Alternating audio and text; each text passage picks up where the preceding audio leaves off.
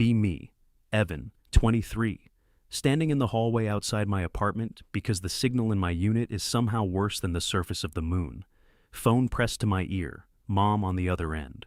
She has been talking for 11 minutes without taking a breath, which is a personal best. The topic, as always, is how I am quietly disappointing the entire family by existing. The anniversary dinner, 25 years of my parents staying married, apparently despite me specifically. Marcus is bringing Sarah, she says, like Marcus is bringing a Nobel Prize. Sarah is a doctor, an actual doctor who fixes actual humans. Marcus once corrected a waiter's grammar and never recovered from how good it made him feel. I don't want you sitting there alone in the photos, Evan. You always look so small. Small. Thanks, Mom. I lean my shoulder against the drywall. There's a scuff mark there, shaped like a sad little cloud. I stare at it for emotional support. You need to bring someone, she continues. A girlfriend, a nice girl, someone who makes you look like you have a life. And here's where my brain, my beautiful traitor of a brain, decides to take the wheel. I'm seeing someone, actually. Silence. The good kind. The kind where for one shining second, I have power. You are? She says, suspicious but hopeful, which is somehow worse. Yep. Bringing her to the dinner. It'll be great. And then I hang up. Just like that. Hung up on my own mother to escape the consequences of words I had not finished thinking. I let my head thunk gently against the cloud scuff. What is wrong with me? I have no girlfriend. I have a toolbox, a hardware store, apron, and a deep familiarity with frozen dinners. That's the whole resume. Behind me, a door swings open. Across the hall, Paige's door. Paige, 22, graphic design student, certified hallway gremlin. She borrows my screwdriver weekly and returns it never. She gets locked out so often I once considered just giving her a key, then realized that would imply we were close, which we technically were not. She's leaning on her doorframe, holding what used to be a desk lamp. The shade is hanging off it like a broken wing. The bulb rattles. She's chewing gum and looking at me with the expression of someone who just watched a fender bender in slow motion. So, she says, diabetic girlfriend you don't have. Bold strategy. My stomach drops. How much did you hear? All of it. These walls are basically suggestions. I open my mouth to deny everything. She holds up the dead lamp like a gavel. Here's the deal, wrench boy. I have never been called that before. I do not get a vote. You need a fake girlfriend, a good one, convincing, scary, the whole package. She points the broken lamp at me. That's me. I'm an excellent liar, and I look great in red. And what do you want? I ask, already dreading it. She steps fully into the hall, sock feet. One sock has a cartoon avocado on it. You fix this lamp. You fix my bedroom window. It's been jammed shut since March. And you finally unclog my kitchen sink because it smells like something gave up in there. She extends a hand. One night of being unbearably in love with you in exchange for free labor. Deal? I stare at her hand. I think about my mother's voice. I think about Marcus. God help me. I shake it. Deal. She grins like she's already won. Great. Come over tomorrow. I made notes. Notes, she made notes. That should have been my first warning. The next evening she shows up at my door. I open it, expecting maybe a sticky note, maybe a few scribbled bullet points. What she drops on my coffee table is a binder, a literal binder. 3-ring, 14 pages, color-coded tabs. The cover page has a title in bold font. Operation Shut Marcus Up. I just stare at it. You printed this, I say. At the campus library. Cost me $8 and my dignity. She flops onto my couch like she owns it, kicks her shoes off without asking. The avocado sock is back. I sit down and crack open the binder. Page 1 is a relationship timeline. There's a flowchart. There are subheadings. There is, I am not making this up, a small diagram. You met me, she announces, in aisle 4. Aisle 4 is sealants and adhesives. Correct. Heavy-duty silicone, specifically. I keep reading. According to page 3, we both reach for the last tube at the same moment. Our hands touched. There was apparently electricity. We fought over caulk, I say slowly. We had chemistry over caulk. There's a difference. I rub my forehead. She watches me read like a kid waiting for a teacher to grade her drawing. I get to page 5. Page 5 is where it goes off the rails. Second date, I read aloud. Hiking trip. Evan fights off a bear to protect Paige. Silence. I look up at her. A bear. A small one. There are no small bears in this state, Paige. It was a metaphor bear. I uncap a red pen. I don't even decide to do it. My hand just does it on its own. I cross out the bear. I draw a clean line right through the paragraph 2. She gasps like I shot something. You can't just edit my lore. Your lore has a bear in it. It shows you're brave. It shows we're liars who can't count bears. I keep going. I move our fake first date from a rooftop jazz club to a regular coffee place near her campus. Believable. Walkable. The kind of thing my family won't poke holes in. I shorten the timeline from 8 months to 4. Long enough to be serious. Short enough that nobody expects me to know her shoe size. I cross out the part where she cried at my poetry. I don't write poetry. They don't know that. I know that. She leans over to watch me work, chews her gum slower now. You're really doing this, she says. You handed me a binder. Yeah, but you're, fixing it, properly. I underline a continuity error she made. On page 2, we met in spring. On page 6, it's somehow Christmas. Your timeline has us meeting twice, I tell her. She squints at the page. Huh. Bold of past me. I keep editing in clean red lines. When I look up, she's gone quiet, watching me with a small, unreadable look. What? I say. Nothing. The competence is intimidating, honestly. She says it like a joke. But she's not smiling like a joke. She's smiling like someone who didn't expect me to take her ridiculous project seriously. I cap the pen. We meet over sealant, 4 months, coffee not jazz, no bears. No bears? She agrees, a little soft. Then she grabs the binder back, hugs it to her chest, and grins. Wrench boy, we're gonna ruin Marcus. God help me, I almost believe her. Saturday night, the night of the dinner. I'm standing in the hallway in my one good suit. It's the same suit I wore to a funeral 2 years ago. I checked the inside pocket earlier and found a receipt for cough drops from that exact day. I left it there for luck. I straighten my jacket against the wall. The cloud scuff is still there, judging me. My tie feels like a noose I tied myself. I keep running the binder facts in my head. Aisle 4, sealant, 4 months, coffee not jazz, no bears.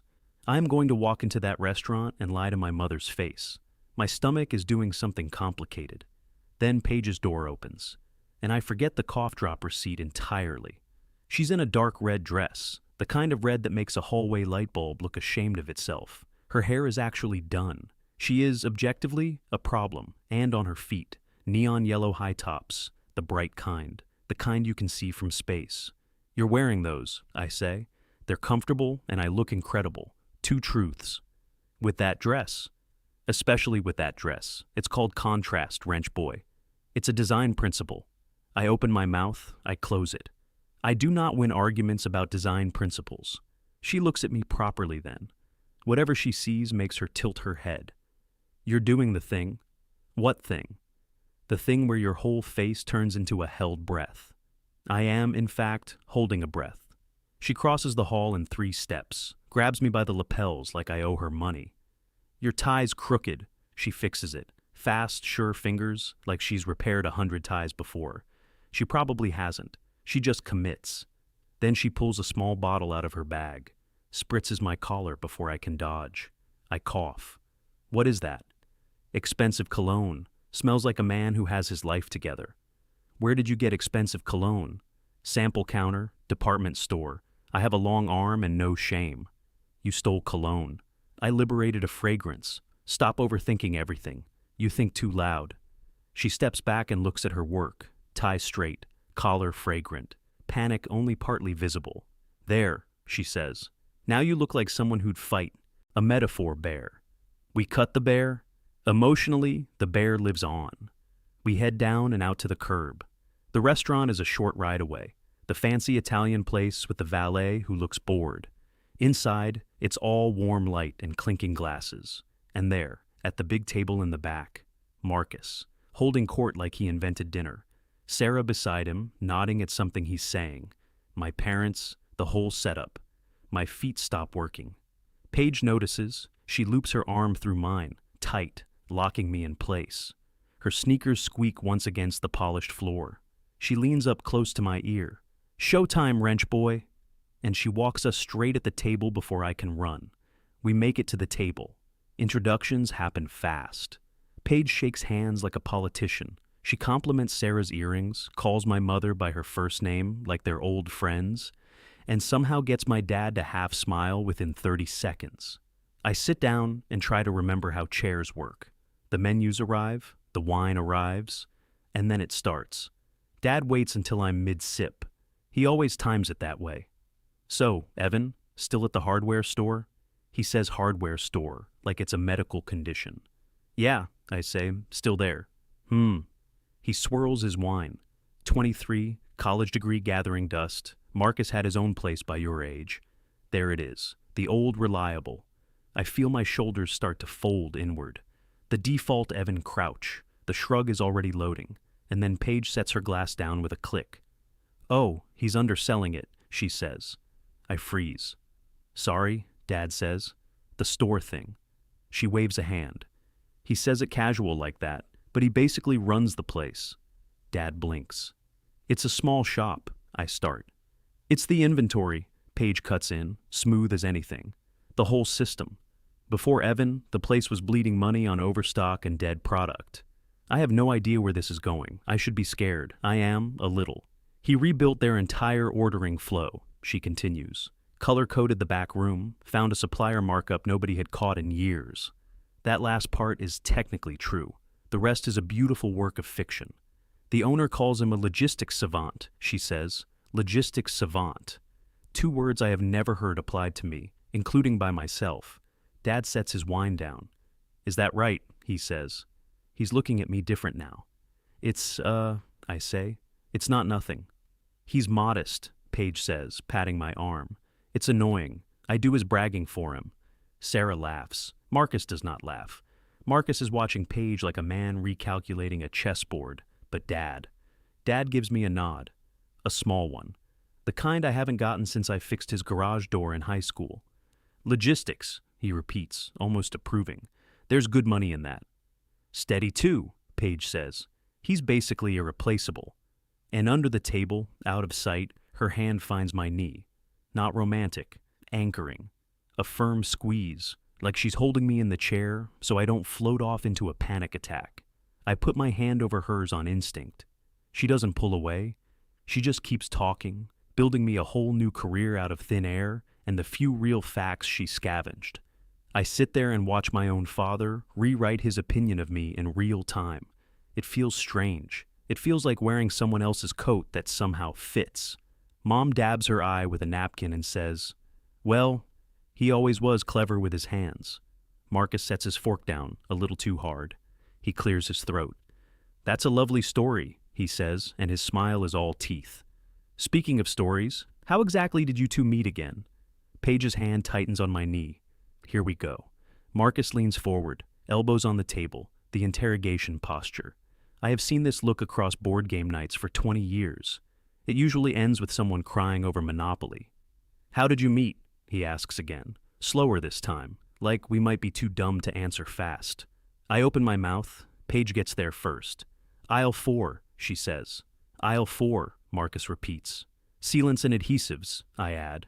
It comes out of me automatic. Page 3, color tab blue. "We both grabbed the last tube of silicone," Paige says. "Heavy duty," I say. "Heavy duty," she agrees, nodding at me like a proud coach. Marcus narrows his eyes. He pivots fast. "What day of the week?" "Thursday," we both say, at the same time, in the same beat. Sarah makes a small, delighted noise. Marcus does not. "What was she wearing?" he asks me. Trap question. I should not know this. But the binder had a costume note, page 4, margin scribble. "Paint-stained overalls," I say. She'd come straight from a print lab. Paige gasps softly, hand to chest. He remembers the overalls. I remember the overalls. "He's a keeper," Sarah whispers to Mom. Marcus tries another angle. "Who texted first?" "He did," Paige says. "She did," I say. A half second of silence. My stomach drops about a floor. Then Paige laughs and points at me. "See, this is our thing. He thinks I texted first because I gave him my number on a paint chip. I think he texted first because he actually pressed send. The paint chip counts as the first move, I say. It does not count, it's a chip. It had your number on it, that's a text in spirit. We're bickering now, real bickering, about a fake paint chip that does not exist. And it sounds exactly like a couple. Marcus's jaw tightens. He glances at Dad for backup. Dad just shrugs and reaches for the bread. He's enjoying this. Most couples remember who texted first, Marcus tries. Most couples are boring, Paige says sweetly. Sarah claps once. Okay, you two are honestly relationship goals. Marcus sets his fork down for the third time. At this rate, the fork will need its own chair. He's out of questions. He knows it. He picks up his wine and retreats into it. And just like that, the table belongs to us. I feel it shift. The pressure lets go of my chest. Paige feels it too.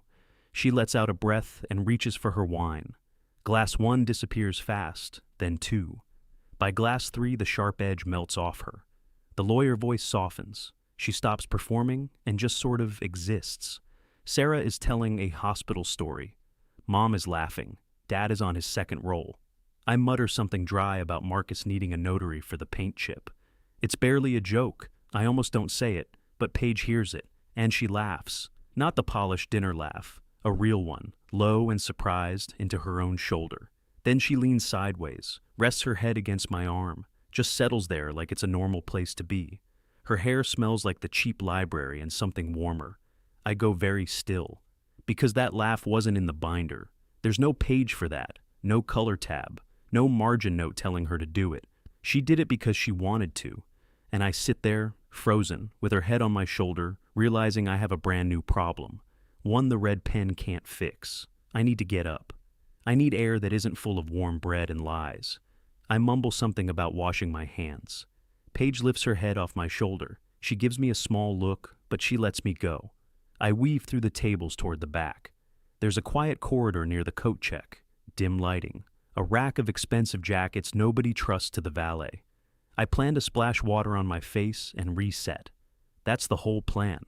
I make it about 6 steps. Evan, Mom, of course. She's stepped out too, holding her little clutch with both hands. I brace. Here it comes. The part where she sniffs out the truth. Where she says Paige is too loud, too much. Those sneakers who wear sneakers to dinner. I line up my defenses. I get nothing to defend against. Because her eyes are wet. Not angry wet, the other kind. I have to tell you something, she says. Mom, just let me. I shut up. She dabs the corner of her eye with one finger, careful of her makeup. You were such a quiet boy, she says. Always in your room, always fixing things instead of talking. I know. I used to lie awake about it, genuinely. I thought, my Evan is going to end up alone in some apartment with a toolbox and nobody to notice him. That lands somewhere under my ribs, because that is, almost word for word, my actual apartment. And then tonight, she says. She glances back toward the table, toward the red dress and the absurd yellow shoes. The way she looks at you, the way she fights for you. She presses her lips together. I haven't seen anyone fight for you like that. Not ever. My stomach turns over slow. She sees you, Mom says. I was so afraid no one ever would. And there it is. The guilt. It doesn't hit like a punch. It's heavier than that. It sits down on my chest and gets comfortable. Because she's not being cruel. She's being honest. She's relieved. Genuinely wholly relieved that her quiet son is safe and loved. And it's built on a 14-page binder and stolen cologne. Mom, I say, I don't even know what comes after that. The truth is right there in my throat, climbing. I open my mouth. There you are. Paige. She rounds the corner with her empty wine glass still in hand. She takes one look at my face. I don't know what she reads there, but she reads all of it. She sets the glass on the coat check counter without slowing down. I'm so sorry, she says to Mom, but we have to run. Mom blinks. Oh, already? It's my cat, Paige says, smooth as warm butter. She's diabetic. She needs her insulin within the hour, or she gets honestly dramatic about it. You have a diabetic cat? Her name's Pixel, Paige says. She's a menace. I love her. There is no cat. I am almost certain there is no cat. Mom's whole face goes soft again. Of course. Go take care of her. Paige slides her arm through mine and steers me back from the edge of the cliff. He'll call you tomorrow, she says. Mom catches my hand on the way past, squeezes it. I'm happy for you, she whispers. I can't say anything back. We get out to the curb before I can breathe. Paige lets go of my arm. You looked like you were about to confess to a murder, she says. She wasn't supposed to mean it. Paige doesn't answer that. She just looks at me for a second, something flickering behind her eyes. Then she taps a yellow sneaker against the pavement and flags us a ride. Pixel, I say, really. She's got a whole backstory, don't test me. But neither of us laughs. The relief on my mother's face is still sitting on my chest, and I have no idea how to put it down. The ride back is quiet, not the comfortable kind, the kind where the silence has weight to it. The driver has some late-night radio on, low. Some host talking about ghosts to people who can't sleep. Paige is on her side of the back seat, looking out the window, watching the city slide by in smears of red and white. She's tapping one yellow sneaker against the floor mat, a steady little rhythm. Tap, tap, tap. I think it's the only sound she has left in her right now. The adrenaline's gone. You don't notice it holding you up until it lets go. And then your whole body remembers it's tired. I want to say something. Anything.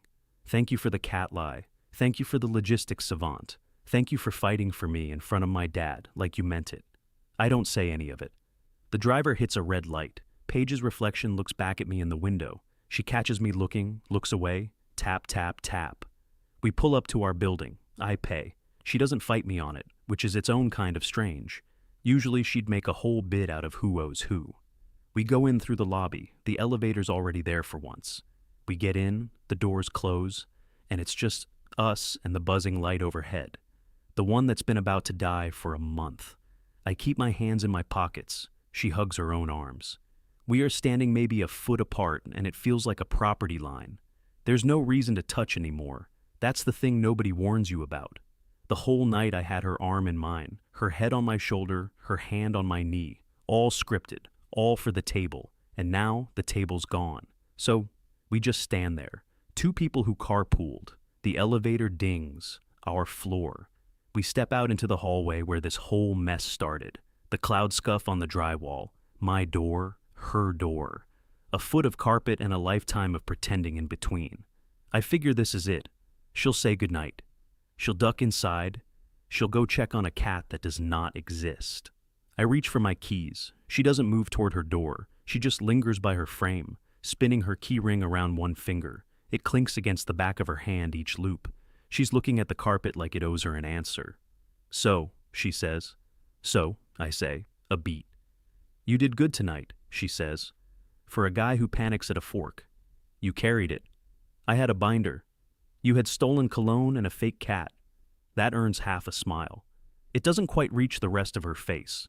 The key ring keeps spinning. I wait for her to vanish. She doesn't. Hey, she says, still not looking at me. Yeah?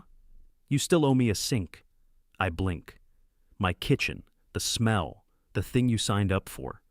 Right, I say. The sink. Tomorrow morning, she says. Don't think one fancy dinner gets you out of the deal, wrench boy. I wouldn't dream of it. Good. She finally looks up. Just for a second. Then she's got her door open, slipping inside. Night, Evan. The deadbolt clicks, and I'm standing alone in the hallway in a funeral suit that smells like a department store. A sink. She kept me on the hook for a clogged sink. I should feel relieved. Instead, I'm standing there grinning at a scuff mark shaped like a sad cloud, wondering why the deal suddenly feels less like a trade and more like an excuse. Saturday morning, I'm under Paige's sink. This is a worse position than it sounds. The cabinet smells like old sponge and regret. There's a leak in the U-bend that's been dripping onto my collarbone for 10 minutes. Cold, stagnant, deeply personal water. I have a pipe wrench in one hand and a flashlight in my teeth. The clog turned out to be 3 years of coffee grounds and what I'm pretty sure was a hair tie. Found your hair tie, I say around the flashlight. Oh, thank God, she says. I blame the dryer for that. Paige is not helping. Paige is sitting cross-legged on the kitchen counter, directly above me, drinking black coffee out of a mug that says, World's Okayest Designer. She's got the binder open in her lap. The binder. She kept the binder. "Oh, this part's rough," she says. "Which part?" "Page 9. I described your eyes as, quote, the color of a Tuesday." "What color is a Tuesday?" "Honestly, no idea." Past me was very confident, though. I tighten the slipnut a quarter turn. The dripping slows. Small victory. "Listen to this one," she says. "Our song was supposed to be something we heard, quote, on a rooftop that no longer exists." We never had a rooftop. That's the tragedy of it. It got demolished, emotionally. I snort. A drop of pipe water lands directly in my ear. I deserve that, probably. She keeps reading, roasting her own writing. She's good at it. She does the voices and everything. It's easy lying here, listening to her shred her own fan fiction. Easy in a way that worries me. I get the U-bend seated right and the leak finally quits. I lie there a second longer than I need to. Just listening. Then she goes quiet. The kind of quiet that has a question loading behind it. "Hey," she says. "Yeah." "At the restaurant, by the Coats." The flashlight handle gets a little tense in my teeth. "What did your mom say to you?" I think about lying. I'm under her sink. There's nowhere to look but pipe. "She said she used to worry I'd end up alone," I say. "In some apartment, with a toolbox, nobody noticing me." That's grim.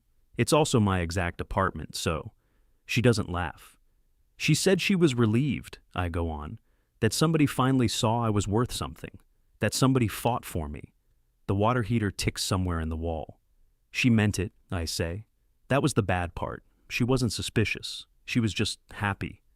Paige doesn't say anything for a moment. I hear her set the coffee mug down on the counter, a soft ceramic clink right above my head. "For the record," she says, quiet, careful. I didn't have to act that hard.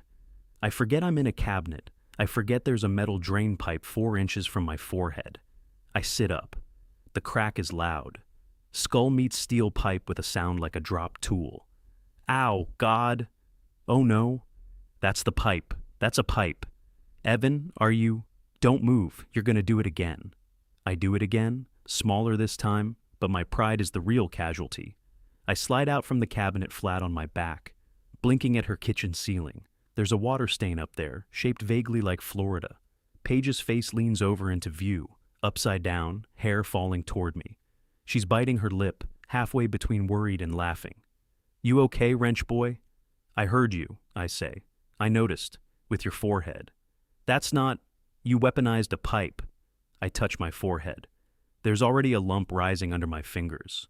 A real, throbbing, undeniable lump. She didn't have to act that hard. I'm lying on her kitchen floor. There's a wrench on my chest and a knot on my skull. And I have absolutely no idea what to say back. The lump is winning. I'll be honest about that. Paige gets me sitting up against the cabinet. She disappears into the freezer, comes back with a bag of frozen peas that has seen things. Half the bag is fused into a single green brick. "This is all I've got," she says. "That's a peas weapon. It's medical now. Hold still." She crouches in front of me, presses the bag to my forehead.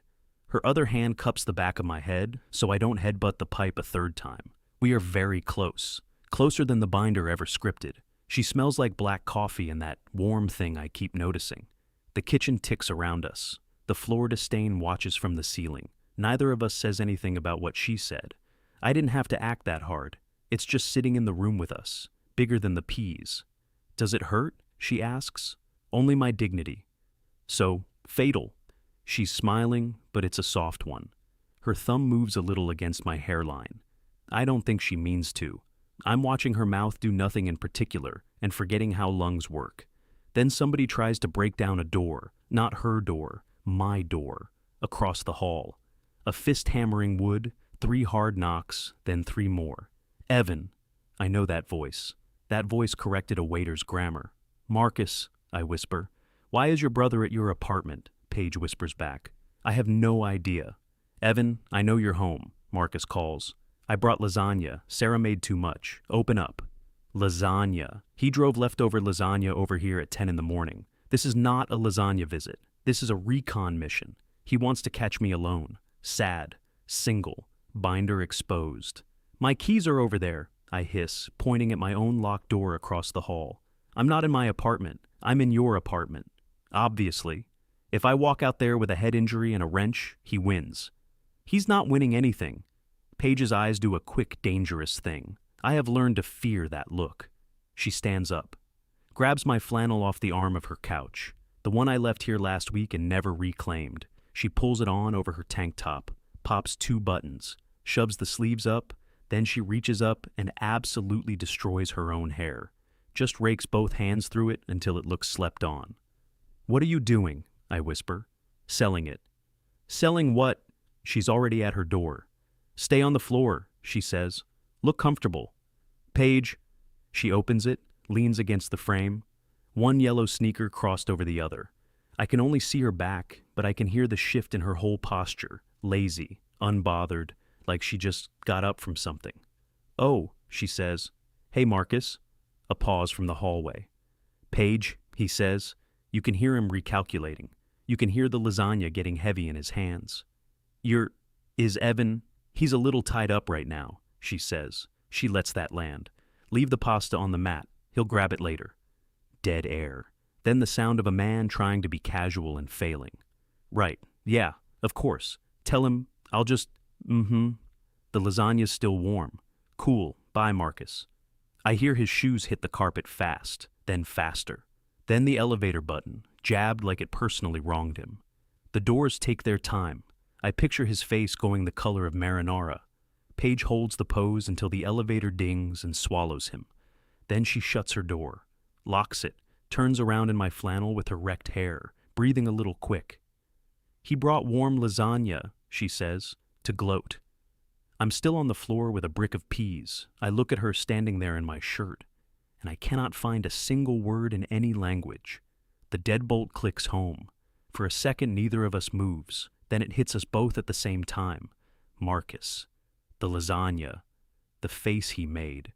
Paige slides down the door until she's sitting on the floor, and she just loses it, laughing the kind of laugh that bends you in half. I go too, quiet at first, then not quiet at all. "He said it was still warm," I manage. "He drove it over warm so it would be obvious." "It's 10 in the morning. Who eats lasagna at 10? Marcus, apparently." She wipes her eyes with the cuff of my flannel. My flannel. The laughing trails off a little at the edges. She catches up to where she is, sitting on her own kitchen floor, in my shirt, hair wrecked, sneakers still on, entirely off script. There's no page for this either. The peas have gone soft against my forehead. I lower the bag. The kitchen settles around us. The water heater ticks. Florida watches from the ceiling. Her gaze drifts up to the counter, to the binder, sitting there with its color tabs. Operation, shut Marcus up. Mission technically accomplished. He's probably in the elevator rehearsing what to tell Sarah. "So," she says. She's picking at a loose thread on my cuff, not looking at me. "We sort of broke our own rules tonight. This morning, whatever. Time isn't real on a kitchen floor." I don't argue with that. "The thing is," she says, "the dinner's over. We won. Deal's basically done." "Sink's fixed," I say. "Lamps fixed. Windows fixed." "You did the window?" "Tuesday. You weren't home." She looks at me then, something soft and nervous moving behind her eyes. "So that's it," she says. "No more reasons." "No more reasons?" She glances at the binder again, then back at me. "Unless," she says, "we wrote a sequel. A sequel. To the timeline. Chapter 2. New lore." She shrugs, too casual. "Hypothetically. What happens in Chapter 2? "I don't know yet. I'd have to draft it." "Color tabs?" "Obviously color tabs." I set the peas down on the floor. I'm not really deciding anything. My hands just do it on their own, same as the red pen. I reach over and pull her in by the waist. She comes easy, surprised, one hand catching my shoulder. And I kiss her. For real this time. No table, no audience, no binder. She makes a small sound and grabs a fistful of flannel. It tastes like black coffee and the warm thing I kept noticing. When we break apart, she's grinning. "That wasn't in the document," she says. "We'll add it." A year later, Marcus is getting married. Sarah somehow still likes us. The reception is in a hotel ballroom with chandeliers I'm afraid to stand under. I'm in a new suit. The funeral one finally retired. Paige is beside me in something blue. And the yellow sneakers. The same ones. Scuffed worse now. defiant as ever. She's holding my hand and glaring at the bar. Cash bar, she mutters. At a wedding, Marcus has notes coming. Be nice. I'm always nice. I'm radiant. My mom is across the room. She waves at us, then taps her own ring finger and points at me. Subtle as a brick. Your mother is hinting again, Paige says. She does that. Tell Pixel I said hi. There is no Pixel. There's always Pixel. I look down at her, sneakers and all, and I think about a binder, a clogged sink, and a guy who panicked at a fork. Best deal I ever made.